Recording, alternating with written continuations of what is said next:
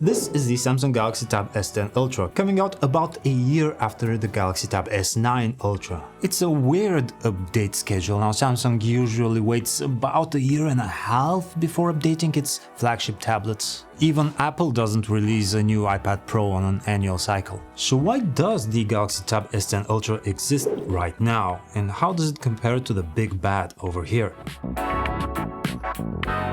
Okay, so if you're new to this, the Samsung Galaxy Tab S line is the flagship tablet line from Samsung. And the Tab S10 Ultra is the biggest, baddest, meanest kid on the block. That's a 14.6-inch display. It's as big as a laptop, a scratch that bigger than some laptops. And it's typically loaded with the fastest hardware, best display tech, best speakers, and the newest software. Through and through, it's an iPad Pro competitor from the Android side. Probably the only one right now. But the elephant in the room is that the Galaxy Tab S10 Ultra looks, feels, operates exactly like the Tab S9 Ultra before it. Same shape, about the same weight, even the same battery capacity inside, and the speakers sound roughly the same. So what is new? Well, believe it or not, one of the biggest upgrades is the new anti-reflection coating on the display. In the same spirit as on the Galaxy S24 Ultra before it, this thing is a game changer. The iPad has a bit of anti-glare as well, but Samsung's is next level. Well, there's also a new processor inside, but in a shocking turn of events, Samsung didn't use a Qualcomm Snapdragon. Instead, the new top-tier Galaxy Tab S10 has a MediaTek Dimensity 9300 Plus. Now, MediaTek is typically associated with more budget-class devices, but the 9000 series is their best silicon, and it's pretty good. We've had experience with that back when Asus released the ROG Phone 6D, which had a Dimensity 9000 Plus, and it performed just as well as the Qualcomm Snapdragon from the same year. Now, how does the new chip in the Galaxy Tab S10 Ultra perform? It is a step above the chip in the S9 Ultra in CPU speeds and a definite upgrade in GPU speeds. Even when throttling, it's squeezing out more performance than the old Snapdragon 8 Gen 2, which is of course nice. But for what these tablets actually do, the Galaxy Tab S9 Ultra already does perform really well. And it recently got the updates with Galaxy AI, so you can't say that the S10 Ultra launched because Samsung needed a tablet that can support their AI features. It already exists. I'm thinking that maybe Samsung is prepping something else for the near future. Maybe that's why they need some more graphics performance. Maybe AAA games? One can hope, I don't know. Now, the Dimensity 9300 Plus does have some drawbacks to it. Unfortunately, MediaTek hasn't exactly nailed the energy efficiency aspect. So when doing simple tasks like web browsing and YouTube binging, the Galaxy Tab S9 Ultra, which has the same battery capacity as the new one, actually lasts longer. Also, the MediaTek Dimensity obviously has a different image processing pipeline, which means that both these tablets, even though their cameras are the same on specs, output different images. Specifically, the Tab S10 Ultra's photos and videos sometimes look worse, with pinkish and pale skin tones, and the ultra-wide camera is way too contrasty and maybe noisy. All of this is to say that if you have a Galaxy Tab S9 Ultra, you're good, don't worry about it. Now, how does the Samsung Galaxy Tab S10 Ultra compare to this beast, the iPad Pro M4? Well, I'm gonna tell you this, it is not an even fight. The M4 chip inside an iPad Pro is running laps around anything that Android tablets have. There is an argument to be made that the iPad Pro does not utilize the full power of that chip. But if you're crazy enough to edit and export a 4K video on this thing, it will do it lightning fast. Just don't minimize the app or your export might fail. Multitasking.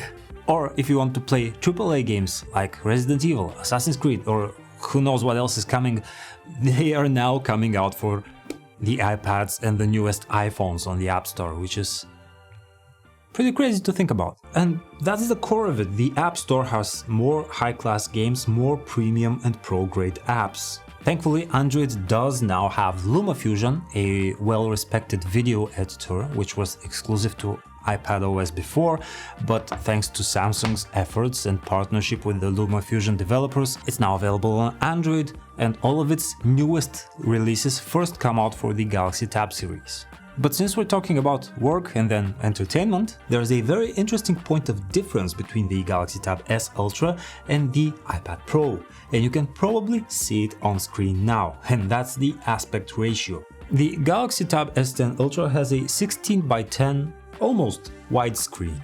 So if you're binging Netflix or watching YouTube, most of that 14.6-inch screen is not wasted to letterboxing. It's also better for split screen and definitely better for gaming. The iPad Pro 13-inch specifically has a more squarish 4:3 ratio. That's not great for movies, as you get these huge black bars, not very good for FPS or even third-person games as well. Arguably, it's better for pro apps because you have more vertical space for toolbars and other such things to fit in. Lightroom looks a bit different on the iPad, and the workflow is a bit different to the Galaxy Tab S10 Ultra for that specific reason. It's also better for long text or websites, I think. So it's kind of the tablet with the corporate suit around here. Otherwise, by the way, you do get the same core features with these tablets. The S Pen is an excellent stylus and comes bundled with the Galaxy Tab S10 Ultra. You don't need to pay like an extra $100 for it. Also, the S Pen has a nice rubber tip, which is slim and feels more precise and has some natural resistance against the screen, so the feeling when writing on a glass screen is very familiar. The Apple Pencil has a bit of a bulbous tip and it's smooth plastic, so the experience when writing on a glass screen is slippery and there is definitely a learning curve to it.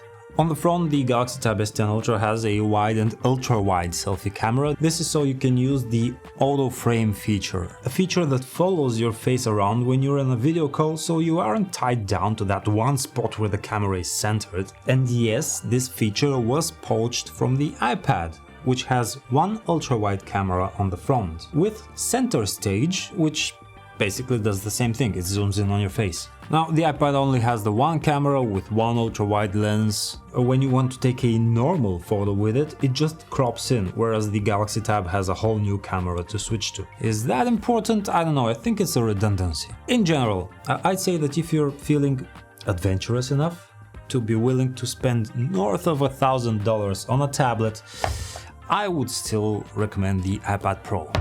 It's just more powerful, it has more pro-grade apps and AAA games, and did I say it's more powerful? I mean, that M4 chip, that's a lot of headroom for the future, and I didn't even mention that the iPad's Magic Keyboard, even though it itself is quite expensive, feels amazing. But if you're on the Android side of the fence, the Galaxy Tab S10 Ultra simply has no equal. The S Pen experience is great, the screen is absolutely gorgeous, the performance is... you won't get better than this on an Android tab. If you have a Tab S9 Ultra, don't sweat it, keep it. But if you're just now diving into the Android tablet game, go ahead, enjoy it. Thanks for watching this video, subscribe, like, comment, all of the cool things. See ya, bye!